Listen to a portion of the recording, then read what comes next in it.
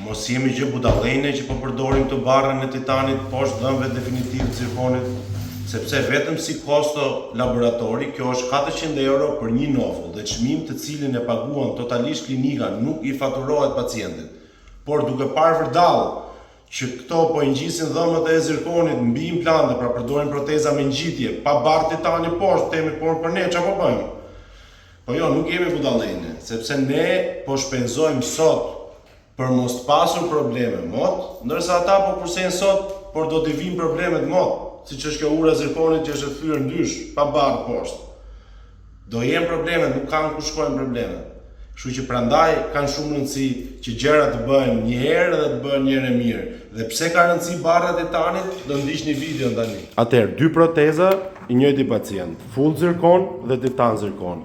Nëse ura full zirkon thyet në mes, atëherë do ngelin implante të veçuara nga pjesa tjetër. Dhe këto implante të veçuara është e sigurt që do dëmtohen, sepse do marrin një peshë që nuk i takon me dhëmë të varur që do ngelin në to.